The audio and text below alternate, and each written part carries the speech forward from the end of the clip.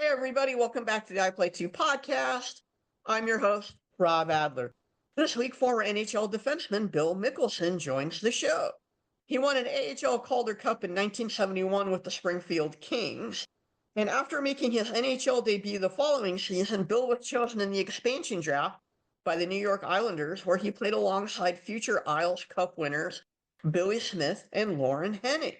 2 seasons later, it was the Washington Capitals who chose Bill in the expansion draft, and he had 10 points over 59 games in the Caps' inaugural season. His daughter, Meaghan Mikkelson, won 2 Olympic gold medals, 2 NCAA national championships, and his son Brendan also played in the NHL and has been a guest on the podcast. Bill, welcome to the show. Good to be here, Rob. Thank you very much for having me. Thank you for being here. How are you doing today? I'm doing just fine, thanks. Looking forward to our chat here. I am too. I hear you're going on a trip in a couple of days. I'm heading down to Colorado. I live very close to the mountains here, living in Calgary, Alberta, and we can see the Rockies quite clearly from Calgary here. And so I like the mountains, and I like mountain towns as well.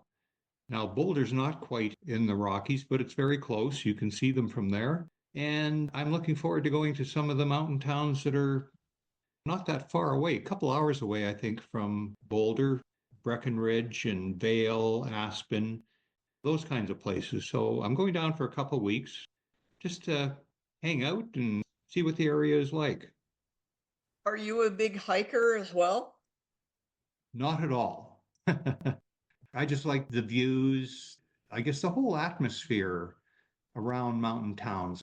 They just seem very casual and a peaceful place to be in the mountains. And I like food and dining and those kinds of things. So I just go and more or less hang out. That's about it. Out of all the mountain towns that you've been to, what's the favorite mountain town? I think the one that's probably closest to me here, which is Canmore in Alberta, it's just outside the Banff National Park. Canmore is more like just a regular Alberta village or town.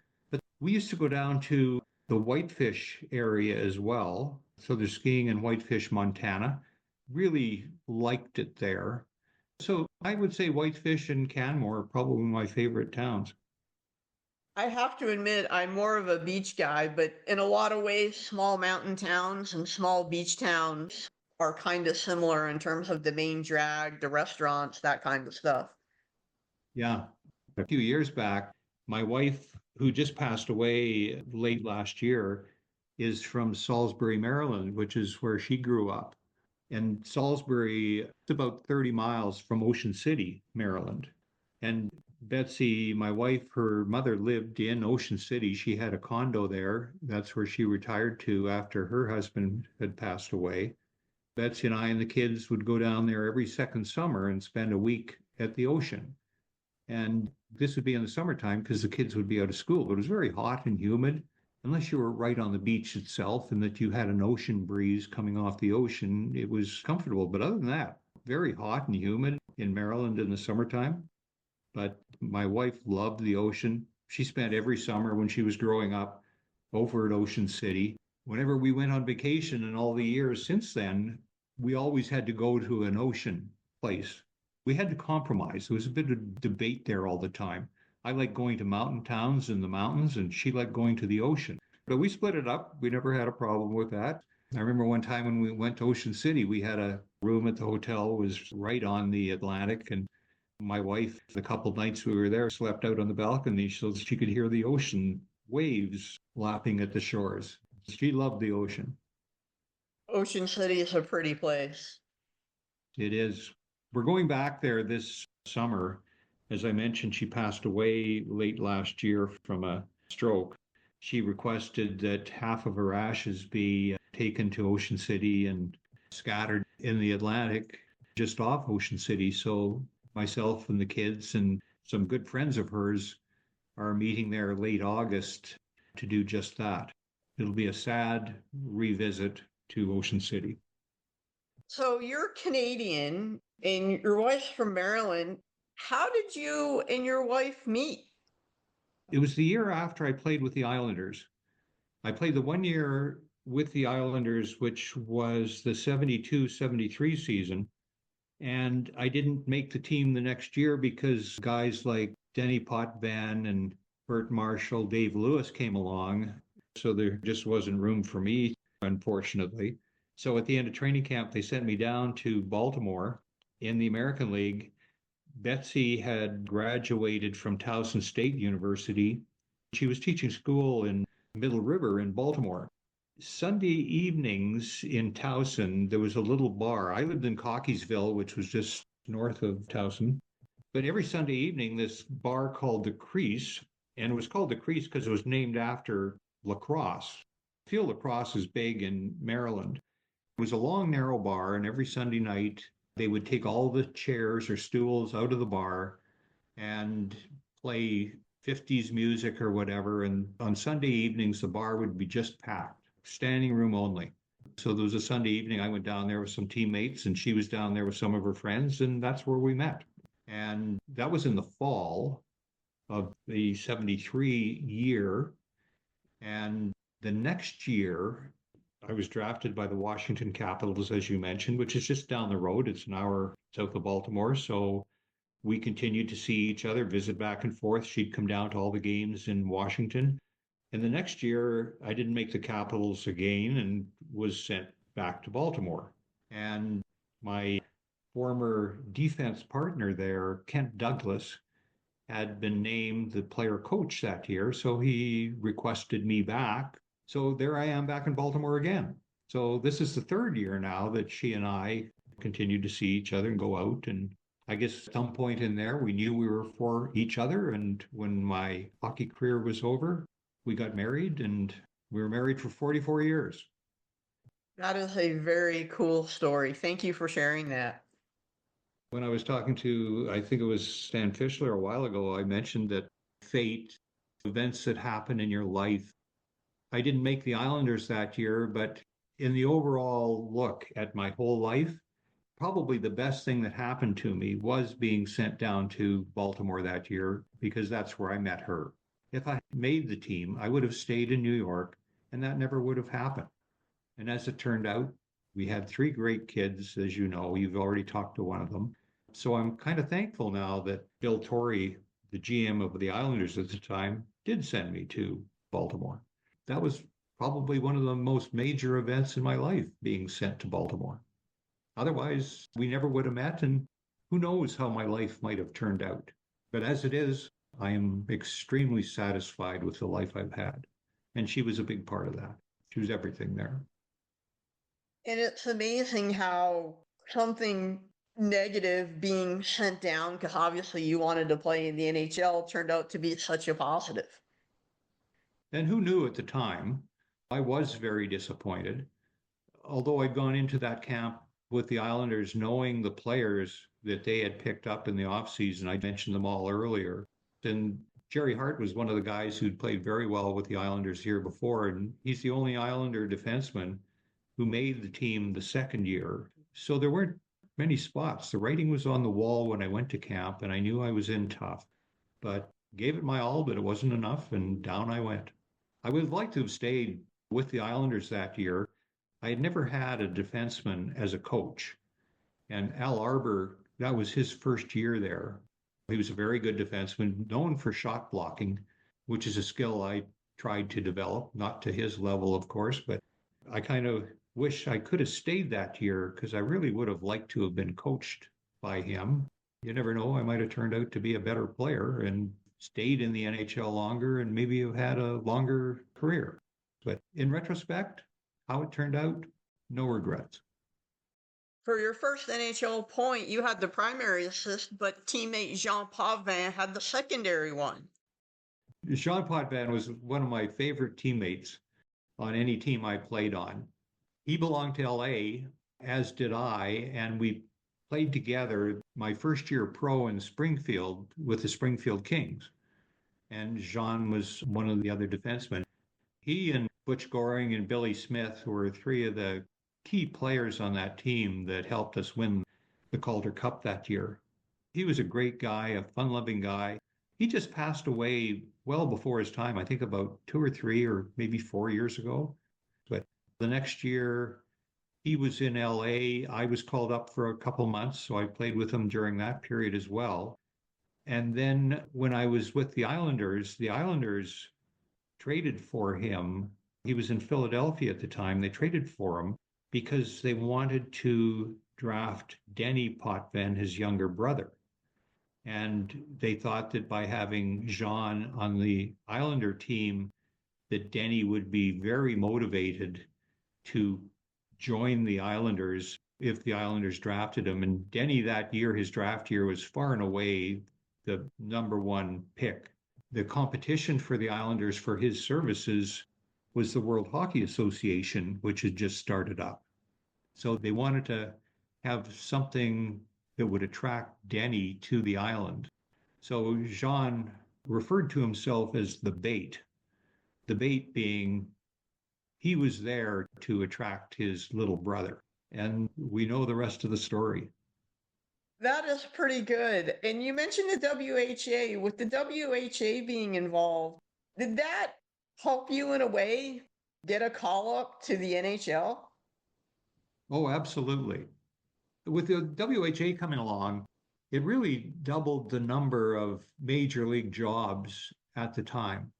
I think there were maybe 14 or 16 NHL teams, and I don't know exactly the world hockey number, but it was another 12 or 14. So there was all these jobs that became open with the WHA. And there was a number of NHL players that were attracted to the WHA because they were paying more money. So players could upgrade themselves monetarily. And the players that the Islanders drafted in the summer of 72 that would be expected to join them and be on that first year Islander team, I was the sixth defenseman drafted by them, and three of the defensemen drafted ahead of me signed with World Hockey Association teams. And in the pecking order, that moved me up 3 slots, right? And as the sixth defenseman drafted, had all those three players who defected, had they stayed with the Islanders, would have made it probably quite difficult for me to crack the lineup. But moving up to number 3, that greatly enhanced my opportunity. And as it turned out, I did make the team that year and played on the team the whole year. Our record was such that they made a number of changes the second year. And as we've already described, fortunately and unfortunately, I was one of the changes that was made. Before I forget, one of the other players you mentioned was Jerry Hart, who I know you played with in New York, but I also know that you played against him when he was part of the Flin Flon team that had, I think it was Bobby Clark, and I know that they were absolutely vicious. They absolutely were. Reggie Leach was on those teams in Flin Flon at the time. Leach and Clark played on a line together, I think 2 or 3 years maybe. Jerry Hart was on that team too. And I think I played against him in junior probably 3 or 4 years. So they were an outstanding team, highly skilled with those caliber of players. But they had some tough, rough players as well. And Jerry Hart, he was a very good player, but also somebody who would not back down. He played a rough and tumble game, just like he did in the NHL. He was fearless. So I didn't like any of those guys playing against them, not only because they were good, but they were kind of vicious too. But when I got to play with Jerry, he's one of those guys who turns out to be somebody nice to have on your team. You didn't like playing against him at all, but as a teammate, he was a great guy too. One of the other players on the Islanders I want to ask you about is Terry Chris, who's known as kind of a character, won a couple of cups with the Flyers, the Broad Street Bullies, and then later won a cup as a coach with the Flames. Was he as much of a character as what I've read about? Oh, yes, very much so. He's one of the most happy-go-lucky people I think I've met. It seemed like he was always smiling and laughing and cracking jokes, which on a team that we had there and all the losses we were incurring and that were piling up, he always was upbeat and happy and positive, just a great guy to be around. And Eddie Westfall, who was our captain and who was the undisputed leader on and off the ice for that team that year. The guy I would put right with him or very close to him in that regard would be Terry, because he was a guy well respected. All the success he had already had in the league, everybody on the team knew of him and looked up to him, especially because of his character. Even with that happy-go-lucky attitude, he was a guy you still respected as a player and as an individual. And hardworking player, set a great example for everybody. And if Eddie's the number one leader on that team, Terry would have been number two and not that far behind by any means. And I think it was Terry who was traded from the Islanders to Philadelphia to bring Jean Potvin to the Islanders. You would be correct. That's a very good memory. I'm impressed. Terry served a great purpose in the history of the Islanders in bringing John in, who attracted Denny to the team. When you were growing up, how did your love of hockey blossom? I don't know whether you're aware or not, but my uncle, Jim McFadden, who emigrated to Canada along with 5 siblings and their parents, one of his siblings was my mother. They came from Northern Ireland back in, I think it was 1926 when they emigrated to Canada. And my uncle made the NHL in 1948 when he won the Calder Trophy as Rookie of the Year. He was playing with the Detroit Red Wings at the time, and those are the Red Wings of Gordie Howe and Sid Abel. And he won the Calder Trophy. He won a Stanley Cup. I think it was 50-51 with the Detroit Red Wings. But I remember as a kid, probably when I was 4 or 5 years old, listening to NHL games on the radio on a Saturday night, listening to my uncle playing. So I think that's where it started. Plus, I grew up in a small farming community in Manitoba, and there was hockey being played up at the rink. There was public skating all the time, and we'd skate at noon hours. We had hockey practices and whatever, and I think that's where it all began. Well, for sure, that's where it all began, my love of playing. It's when it became more serious in junior hockey and professional hockey where it sort of evolves from a fun time sport to play to more of a job, which is more business-like than it is fun. Where growing up and just playing for the fun of it, you don't care about how you play or anything. You like to play well. But when it gets to the point where your performance is important, then it becomes more serious and it becomes a little less fun. At the same time, I was blessed to be able to play as long as I did and to rise as high as I did. I was so lucky. Did you play any other sports growing up? I think I played everything. Played a lot of baseball. Baseball was big in the rural communities, as was hockey, of course. Track and field at school. I played basketball, volleyball, football. We had a football team in high school. Anything that was available, I played it. Did any of those skills from any of the other sports you played help you get better at hockey? I think absolutely it would. Coordination, strength, year-round physical activity. There's probably hand-eye coordination skills that you pick up. And you hear people talking today about players playing other sports that I think the experts agree that the more sports you play, the better it rounds out your skills that are required to be a good hockey player. Because there's so many different aspects of it. So that if you're playing different sports, you're probably picking up skills that contribute to your hockey skills and that development. You mentioned you grew up in a small farming community in Manitoba. For people who maybe are listening that are unfamiliar with rural Canada, could you kind of talk a little bit more about where you grew up? I grew up just outside a village. It's west of Winnipeg, about 120 miles, and it's about 30 miles northeast of Brandon, Manitoba. And the little village of Brookdale, where I grew up, only had about 100 people in it, maybe 150. My father had a farm that was about a half a section in size. So by comparison to farms today that are 5 and 6, 7, 8 sections in size. They're just huge now, which they need to be to get the economies of scale. But at the time, the farms were all small. There were many farms surrounding the village of Brookdale. All the kids, we all went to school, we all went to church. All the activities in the community were all involved in. It was a great place to grow up as a kid. Great people, just salt of the earth people, every one of them. And that's something I look back on, that I was fortunate as well to grow up in that kind of environment. My father's father, my grandfather, he had emigrated from Denmark along with 6 brothers who all settled in that area. Grain was primarily what we grew. We had chickens and pigs and horses and cows and all those things.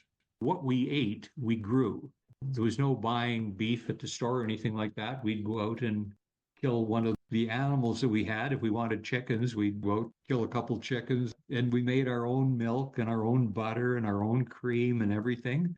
So that was my growing up period. And that was the same on all the farms around us. They're all little farms with families living on them and raising children and doing exactly what we did.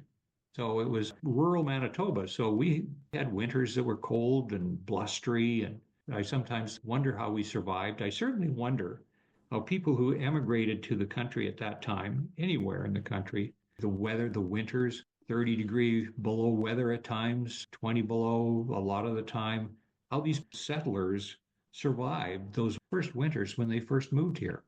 It's incredible, the strength those people must have had. Growing up, did you have heat, or how did you guys stay warm? Did you build fires? I remember in our home we lived in, we had an oil furnace that provided heat, plus we had a stove in the kitchen that you would put coal and wood into, and that was how we cooked. And things were quite primitive. And outdoor bathroom, the water was an old pump handle that we had that you would use to get your water. This is the 50s in Manitoba. So what's it like to go use an outhouse in minus 20-degree weather? I've tried to forget that. It was not pleasant. So how did you get noticed by Brandon from such a small town to go play, at that point, junior hockey?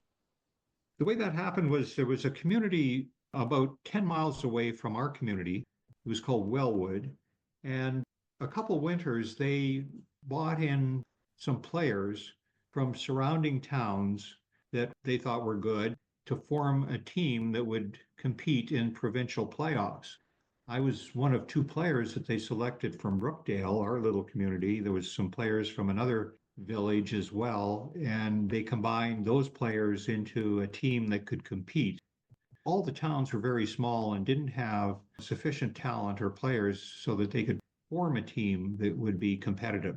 So they combined players from villages around. I played on a team like that, and we did very well in our provincials with that team. There was a player on the team whose father was known. They moved into Brandon, and when they did, their son, who was also a very good player, and I played with as a teammate and as a partner with the Wheat Kings, was a fellow named Mark Kennedy. So his dad was promoting his own son and exposing him to the coaching and management of the Brandon Wheat Kings at that time.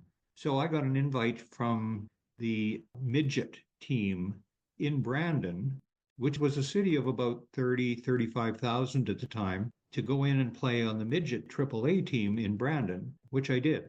So it was there, like playing in Brandon, and then there was a junior B team that was playing out of Brandon and sort of provided a lot of the players to the senior Brandon Wheat King junior team. And I guess I played well enough on the midget team to make the junior B team. And then in 65, 66, I made the Brandon Wheat Kings team. So that's how I got there. So it's really the father of Mark Kennedy. It was his promotion of me to the powers that be in Brandon to have me go in there and play on that midget team, where I was then seen all the time by the Wheat King management.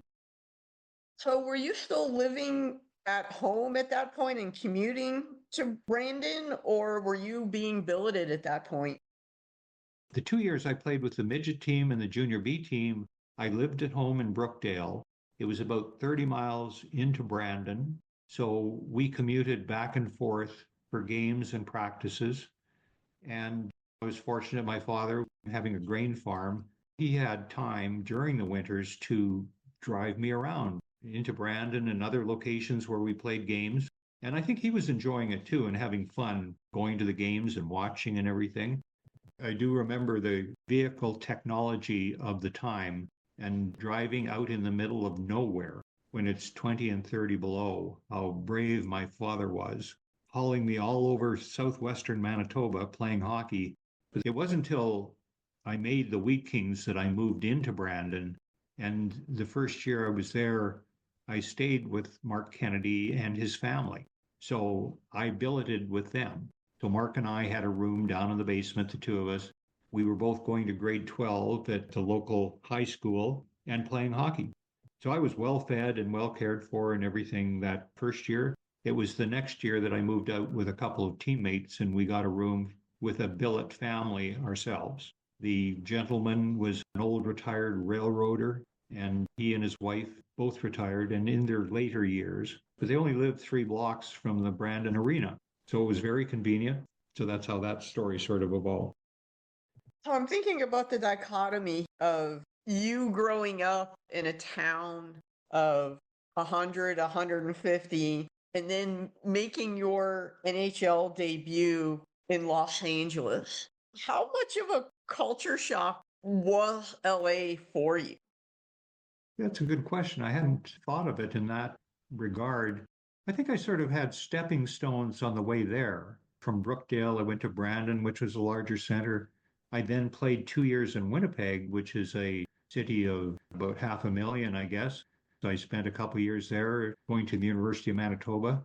I played the American League in Springfield. So I guess sort of working my way up to a metropolis like LA, although LA is something unto itself as compared to Winnipeg or anywhere else I had played. Plus, the 2 months I was in LA, I was a call up. So they never told me at any point to go get an apartment or that I was going to be staying because I would be going back down as soon as that injured player recovered and was back into the lineup. So I stayed in a hotel right beside the airport for the 2 months that I was there. Most of the teams then were all back east. So we'd go on 1 and 2 week road trips. So I wasn't spending all the time in LA either. What I do remember about LA more than anything was the smog. There were mountains surrounding LA, and some days you couldn't see them. It would be a sunny day, but you could not see these mountains. And I think on days when it was maybe a wind blowing or whatever, the smog would blow out and you'd see these beautiful mountains around LA. But I don't think of it as a culture shock at all. One of the guys in LA you played with was a former Norris Trophy winner in Harry Howell, who I actually interviewed. Super nice. Was there anything that you were able to learn from him in your short time with LA to make you a better defenseman? I was there such a short period of time. I think I played 15 games with them, but most things that I learned came from watching people. And Harry Howell certainly would have been one of those people because he was at the end of his career then. He'd had a great career, long career with the Rangers. He was in the twilight of his career, but still a very good and effective player and just a total gentleman. If I went back and thought of all the guys I played with, Harry was at the time, I think he was probably close to 40 years old, but he was a very mature individual. We did have some veterans on that team, but he was very much a gentleman, is the best way I can describe him. Good guy to play with. And I'm sure I picked up a lot from him, not only his behavior on the ice, but off the ice. Just an all around good guy, as you yourself would know, having interviewed him. He was so nice and so friendly. And my favorite quote that he said was, I knew I better win the Norris now because I saw this guy named Bobby Orr and I wasn't getting it again. That's right. I remember that. Speaking of Bobby, just as a defenseman and getting an opportunity to see him play, what made his game so elite, especially for that era? He was an outstanding skater. He had, seems like a number of different gears, and he could switch gears so quickly. and very deceptive in that regard too. It would seem like he'd come down the ice and he'd sort of be idling, and then all of a sudden he'd put it into a higher gear and just take off and go around people. His skating really stood out to me. Speaking of that, of Bobby Orr, I had a VHS tape back when the kids were growing up of highlights of Bobby Orr. And it was probably 40, 45 minutes of just some of the best plays of his career. So I've seen everything that he did. And to me, his skating was outstanding, his stick handling, his shooting. There was nothing he couldn't do and do better than just about everybody else. So for me, Bobby and I are the same age, but he was in the league when he was 18 and took me 4 or 5 years. So he was well established and he was a hero of mine, even though we're the same age. So it was really exciting to be out on the same ice as he was. Looking back, that was a highlight of my career, is having the opportunity to play against a guy like that. Is there anything from being on the ice with him that you remember specifically? I think the thing is that while he was on the ice and I would be against him, it was just a matter of trying to contain him more than anything. I remember my partner one game, Jim Mayer, body checked him, and you weren't supposed to do that to Bobby Orr. So when he did, it really created a melee, to say the least, because you weren't supposed to touch Bobby. He had all those tough guys around him that really kept an eye on him. In the NHL at that time, it was a very different animal than the NHL of the current day.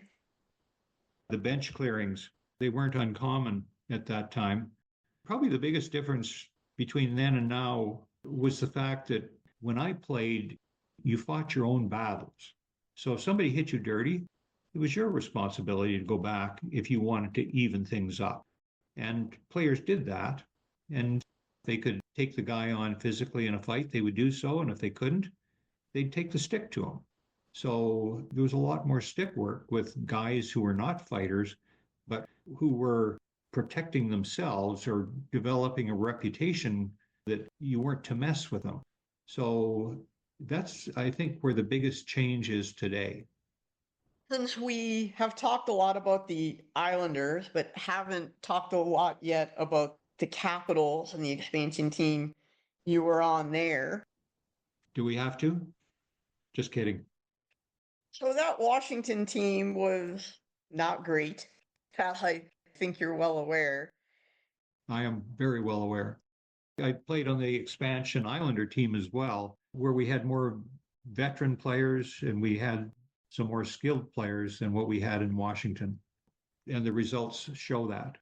Washington was a long, difficult year. One of the guys who was in Washington at that time, I kind of view as a little bit of a trailblazer in Mike Marson, the second Black player to play in the NHL after Willie O'Ree.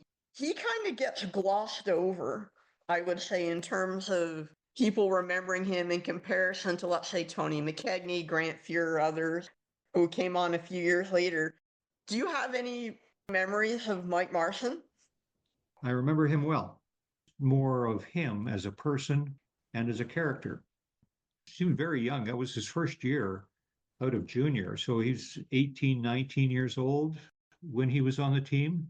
But Mike was a very mature 19-year-old, I thought, and a guy who was sort of the way I described Terry Crisp. He was a happy, fun-loving guy, always smiling, always upbeat, just a pleasant guy to be around. And I can't believe the build on him and how much time he must have been spending in weight rooms, because he had a tremendous physique for somebody that age. So he did not lack strength in playing in the NHL, but like all of us, we were all lacking something. But I expected more for him and from him for his career, considering his talents and abilities and everything and his maturity as a 19-year-old. I thought he was going to have a long, great career. It didn't turn out quite as well as it could have, I thought. And you probably hate getting asked this, but I have to ask it. And that is, you own an NHL record for the worst plus minus in NHL history. How's that something that's kind of become, I would say, something you can laugh at now? Oh, absolutely. I have no issues, no regrets in talking about it. In fact, that's something I talk about more so than just about anything else related to hockey. Over the years, I've been contacted numerous times for articles that are specifically about my plus minus and what it was like and all those things. And looking back, I have nothing but gratitude for having been able to play in the NHL. And if getting to play in the NHL meant that I was going to have the record for the worst plus minus in the history of the league, I'm okay with that. I would not trade it for a second. But I have not much recall of all the goals against that I was on for. And in plus minus, that it's goals for is part of the equation. And the teams that I was on, especially Washington, we didn't have a lot of firepower and we didn't score many goals. So there was limited opportunity to get the plus side of the plus minus equation. Mind you, I was on for lots of minuses as well, but I didn't get the offsetting pluses either that a player normally would. So I guess what I'm doing here is making an excuse for myself, which I shouldn't be doing because my talent or lack of certainly was a contributor to my minuses. I've often thought it would be great to go back and view them all the goals against that I was on for, and just see what role I played in those goals against. On that team, I did not have the worst goals against per game. I had the most over the season, and it's probably because I played the number of games and the number of minutes or whatever. There were other players that had a worse plus minus on a per game basis than I did. But I don't like to bring that up. I don't want to distract from my record, if you know what I mean. In a weird way, I think it's actually very cool that you own an NHL record because there are not that many players that can say, I own one. Good or bad, eh? When my kids were playing in minor hockey, I told them, I said, if any of the kids gave you any grief for my plus minus, what you should do is ask them, well, how many games in the NHL did your father play? And then just stand back and see how they react. Because you can't set an NHL record if you're not playing there. And just playing there is just a privilege. So if there's some bad that comes with it, so be it. But in retrospect, I don't consider it bad at all. In the whole scheme of life, when you consider everything else, it doesn't even register.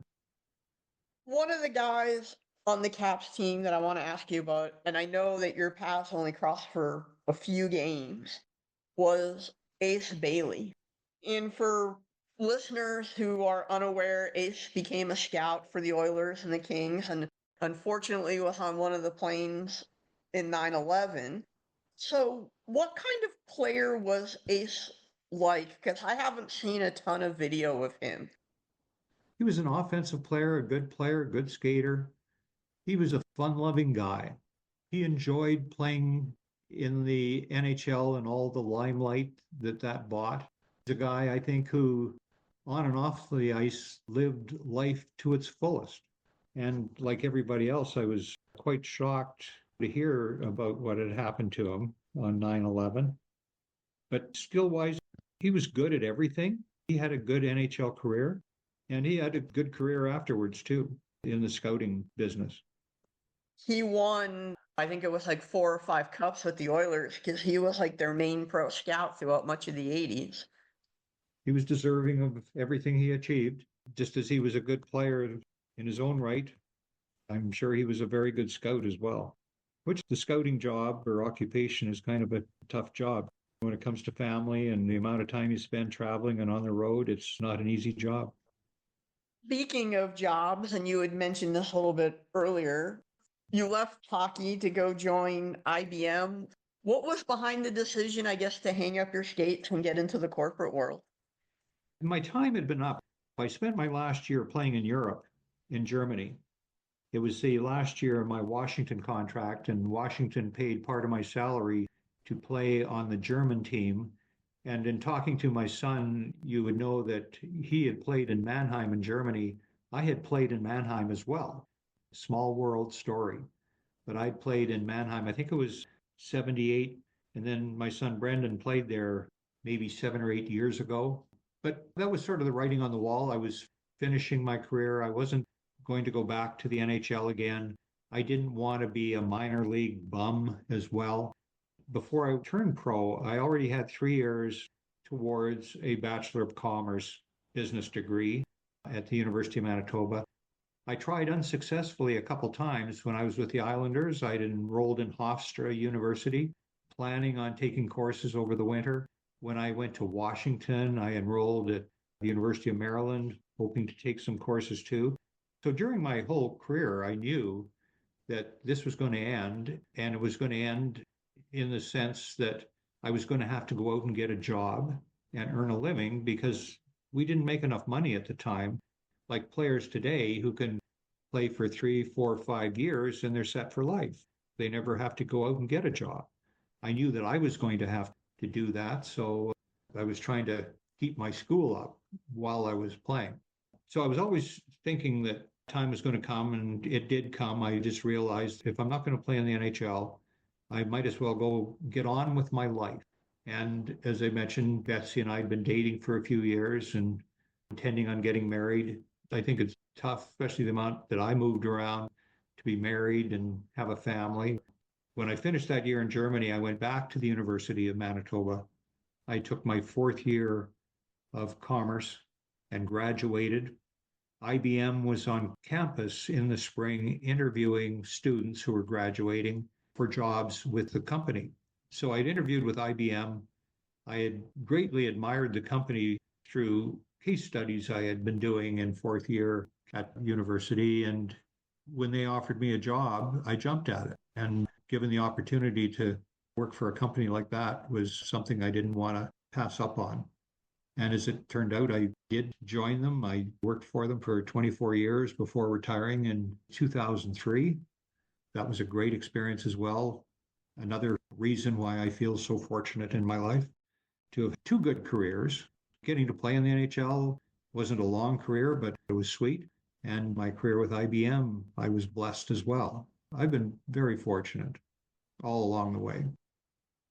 And then in a way, you've had a third career as a parent. So let me ask you, when you were watching whether it's Brendan or Meaghan play hockey, were you more nervous to watch them, or were you more nervous when you played hockey? I think without a doubt, and especially considering some of the games they played in, far more nervous watching them. My daughter played in 3 gold medal games. 2 they won and 1 they lost in a shootout. But those were really nerve-wracking experiences. And my son playing in the NHL, for a player who was not established, every game and every shift was important. So he sort of hung on every moment and every play and every pass. Plus, he won the Memorial Cup one year out in Vancouver, and we went out to that. And those games, too, were extremely exciting and nerve-wracking, much more so than I remember my NHL games. And it's interesting you call it a third career, because that's really what it was following the kids. My wife and I, she had retired from teaching, so really our whole life was our kids and watching them, and they stayed in the game so long. I think my son played 15 years pro. Meaghan was with the national team for 12, 13, 14 years, I guess, and played in 3 Olympics. So that's a good way to put it, Rob. It was like a third career. I'm going to remember that. I'm going to put you on the spot here. Who played more NHL games, you or Brendan? I think I might have played 3 or 4 more. I think you know the answer. I do. You played 16 more. Oh, 16 more. I scored 3 more goals than him. I scored 4, I believe, and he scored 1. And you remind him of that every day? Not every day, but every second day. I have bought it up, but I don't make a habit of it. It's something I've got in my back pocket if I need it. When you consider the NHL player of today versus the player that I was and the players of my era, I am nowhere near the player that he was. Not even close. He's over 6'3" and 210, 215. and just built like a bodybuilder, terrific skater. Same with Meaghan. Just both of them are tremendous skaters. And I think both of them much stronger and faster than I was. They're probably going to end up listening to this, and I might regret saying all these things, especially related to Brendan, because it's a male versus male comparison. He's much more the hockey player than I ever was. I was a good skater, but a good skater in my era, not compared to the skaters today and the kind of skater that he was. And his passing ability, all those things, he's light years ahead of me. The equipment that you had is nowhere near as good as the equipment that he had. Oh, yeah, that's true. I do give myself some benefit of the doubt there. And not only that, too, but the physical conditioning that players go through now. I know Brendan, he worked hard all year round. Players of my day would take the summer off, go golfing. We'd go to training camp to get in shape because training camps took a month and it was 2 weeks before you'd even play an exhibition game. Today, players go to camp, and the second day of camp, they're already playing exhibition games, so they have to maintain their conditioning all year round, and they're skating over the summer because they have to be ready when they get there. Not the case when I played. The other thing is nutrition. Our diets were not as good. Our lifestyles weren't as good. I'm amazed at how fast and strong and skilled and talented the players are today. Bigger, stronger, faster. Every generation seems to get all of those. It applies in all sports too. Every year, records are broken. The facilities that athletes have today, compare that to rural Manitoba. There was just nothing. There was a school gym, but there wasn't a weight to be found anywhere. I got one more question for you. When you look back on what hockey has given you, not just as a player, but also as a parent, how would you sum it up? Drawing from what I learned as a player, I think one of the biggest things I've taken out of it is my own personal self-worth. Because I've talked to my kids about it at times that you can make money and everything, but coming out of this with a feeling of self-worth, like pride in yourself for something that you did or accomplished, I think is the best thing that I have taken out of hockey and that has been with me throughout my IBM career and has given me a personal confidence. And I encourage the kids in their post-athletic careers, what's important is your health, and almost important is your feeling of self-worth. You've taken on something that was very difficult. It's extremely difficult to make the women's national team in Canada. It's almost impossible. In the NHL, the same. It's so competitive.